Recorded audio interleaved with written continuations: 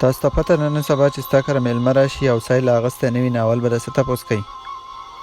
وایي به چې نري پین والا چارجر به میلاو شي که نه یا د سیمسنګ والا چارجر شته که نشته چې ته والا چارجر راوړې نو بیا به څه وایي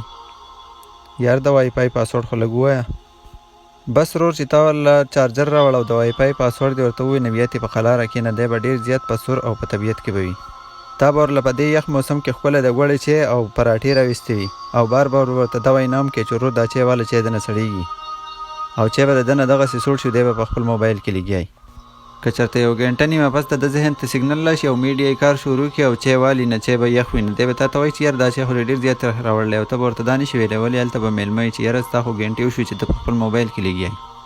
او یوازې دا نه خو چې کله چای څښه شروع کړي نه په یو لاس کې ورسره موبایل وي په بل باندې چای څښي نه کله هغه نوړۍ په غلطۍ باندې د خولې په ځای په پوزې باندې ومږي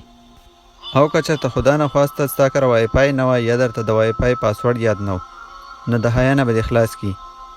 بیا به ستاسو علاقه هم ډېرې زیاته بورینګ وي ستاسو ځای به هم ډېر زیات بورینګ وي او تا ته به وایي چې یاره ستاسو د علاقه او ستاسو ځای ډېر زیات بورینګ دی په ما خو پکې بلکل ټیم نه پاس کېږي او تاله به دومره غټ ټینشن جوړ کړي ته به وایې چې یاره د ده خو چېرته د بادامو جازونه غرق شوي دي او دومره پریشانه به ناست وي ته به چې د دنیا دا ټول بوج خو د ده په دې اوږو باندې پروت دی موږ ته لږ سوچ پکار دی چې په دې 10-15 کاله کې موږ څومره بدل شو د نن نه 10-15 کاله مخکې چې به ستا کره میلمه راغی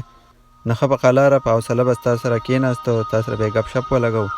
بیا به یې ترنه دا تپوس وکړو چې یاره نږدې کې جومات شتی که نشتی یا جانماز راوړه جانماز شتی که نشتی موږ ټولو ته لږ سوچ پکار دی که چېرته موږ داسې په ترقۍ باندې روان یو لکه چې دا روان یو چې اصل کې دا ترقي نه ده خو بربادي ده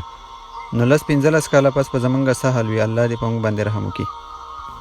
زما ټولو میلمنو او قربانو ته دا نصیحت دی چې یاره که ستا کره څوک میلمه شي یا ته د چا کره میلمه شي د یو بل سره ښه په قلاره باندې کښېنئ په حوصله باندې د یو بل نه تپوسونه کوئ د یو بل خدمت کوئ موبایل هر ټیم استعمالولی شي دغه یو ګنټه 2-3 چې د میلمه ناسته وي بس د هغه سره ښه په قلاره ګپ شپ لګو او دا میلمه ته هم پکار دی او کوربه ته هم پکار دي که په دې ویډیو د چا ذهن ته تکلیف رسېدلی نه زه ترې معافي په ایډوانس کې غواړم امید دی چې دا ویډیو به ستاسو ضرور خوښه شوي وي شکریه